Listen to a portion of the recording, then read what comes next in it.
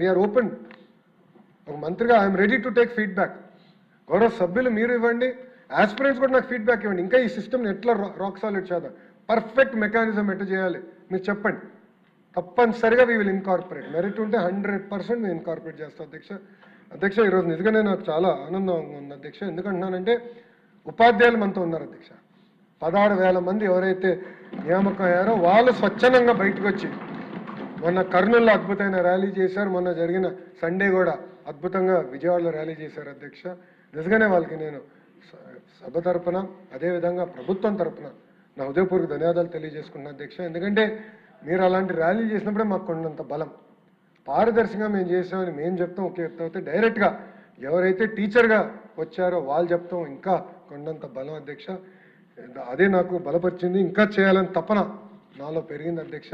అధ్యక్ష ఈరోజు క్షమించాలి, గొడ్డలి పార్టీ నాయకుడు రాలేదు అధ్యక్ష.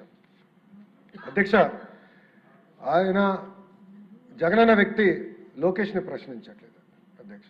జగనన్న వ్యక్తి గౌరవ ముఖ్యమంత్రి చంద్రబాబు నాయుడు గారిని ప్రశ్నించట్లేదు అధ్యక్ష. జగనన్న వ్యక్తి ప్రభుత్వాన్ని ప్రశ్నించట్లేదట అధ్యక్ష. జగనన్న వ్యక్తి అంబేద్కర్ గారిని ప్రశ్నిస్తున్నారు అధ్యక్ష. ఎందుకంటున్నానంటే ఇది అంబేద్కర్ గారు రాజ్యాంగంలో రిజర్వేషన్ విధానం తీసుకొచ్చిన వ్యక్తి. అది మేము పాటిస్తాం. వర్టికల్ హారిజాంటల్ రిజర్వేషన్ పారదర్శకంగా నిర్వహించాల లక్ష్యంతో మేమున్నాం.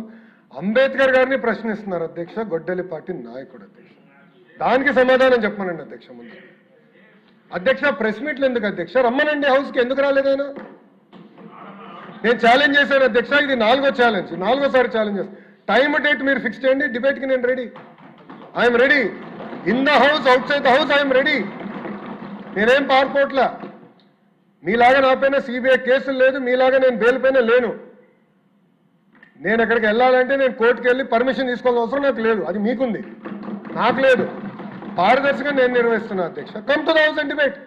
I'm challenging you today. వాళ్ళ ఫేస్బుక్లో పెడతారు అధ్యక్ష, ఎక్స్లో పెడతారు. డిబేట్ నుంచి మేము పారిపోయాం. అరే డిబేట్ చేస్తున్నారు భయ్, రా కమ్ కూర్చోండి అక్కడ. మీకు మంచి ఒక బ్లాక్ కూడా ఉంది రెడీగా ఖాళీగా.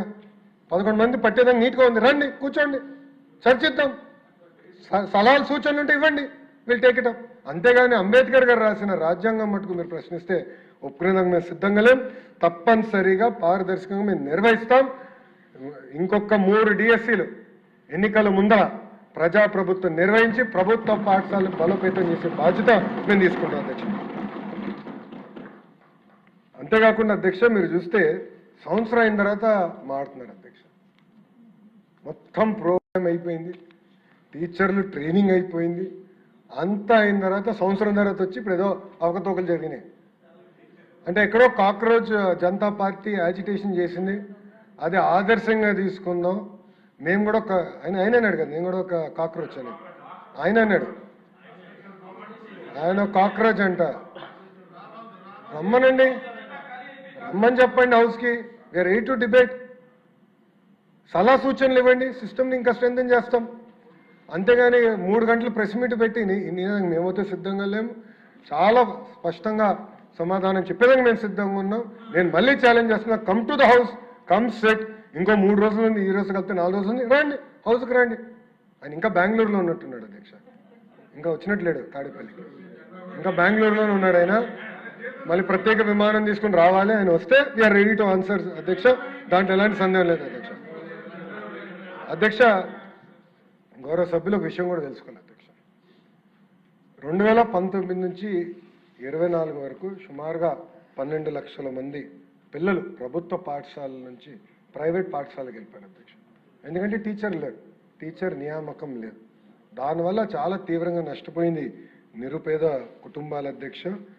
అందుకే అధ్యక్ష ఉపాధ్యాయులకి మేము పెద్దపీట వేస్తున్నాం. ఉపాధ్యాయుల్ని మేము మనస్ఫూర్తిగా గౌరవిస్తున్నాం. ఉపాధ్యాయుల దగ్గర నుంచి సలహాలు సూచనలు తీసుకుంటున్నాం. బెస్ట్ టీచర్ని నేను నెలకొకరిని కలుస్తున్నా. రేపు క్లస్టర్ మీటింగ్ ఉంటే 22వ తారీఖు విజయనగరం జిల్లా కూడా వెళ్తున్నా. క్లస్టర్ మీటింగ్లో నేను పాల్గొంటున్నా. డైరెక్ట్గా వాళ్ళ దగ్గర నుంచి ఫీడ్బ్యాక్ తీసుకోవాలి లక్ష్యంతో పనిచేస్తున్నా. ఆల్రెడీ కొంతమంది బెస్ట్ టీచర్స్ సగం మంది సింగపూర్ కూడా వెళ్ళొచ్చారు. వెళ్ళొచ్చిన తర్వాత వాళ్ళు తిప్పి నాకు ప్రెజెంటేషన్ కూడా చేశారు, అక్కడ ఏం నేర్చుకున్నారు, ఏం మనం అమలు చేయొచ్చని. ఇప్పుడు ఇంకో సెట్ ఫిన్లాండ్కి పంపించాడు. ఇంకో సెట్ ఆఫ్ టీచర్స్ ఫిన్లాండ్కి వెళ్ళారు. ఇన్ఫాక్ట్ కమిషనర్ గారు కూడా వెళ్ళాల్సిన అవసరం ఉంది, కానీ డిఎస్సి పైన డిస్కషన్ ఉంటుంది, మీరు ఉండండి అని నేను రిక్వెస్ట్ చేశాను. అంటే మేడం గారు కూడా ఫిన్లాండ్కి వెళ్ళి ఫిన్లాండ్ మోడల్ ఆఫ్ ఎడ్యుకేషన్ నుంచి మనం ఏం నేర్చుకోవచ్చు, అది ప్రభుత్వ పాఠశాలలో ఎలా అమలు చేయాలి అని దానిపైన కూడా చాలా సీరియస్గా తీసుకుంటున్నాం అధ్యక్ష. అట్లా ఒక పారదర్శకంగా మేము నిర్వహిస్తున్నాం అధ్యక్ష. అధ్యక్ష, కుంభకోణాలు అనేది వాళ్ళకి, ఆ వ్యక్తికి, జగన్ అన్న వ్యక్తికి, ఆ కుటుంబానికి పేటెంట్ అధ్యక్ష, వాళ్ళ పేటెంట్ అధ్యక్ష. ఎందుకంటే డిఎస్సిలో కూడా గతంలో ఆనాడు రాజశేఖర రెడ్డి గారు ముఖ్యమంత్రిగా ఉన్నప్పుడు డిఎస్సి ఇట్లనే వాళ్ళు సరిగా నిర్వహించకుండా లీక్ అయింది అధ్యక్ష పేపర్.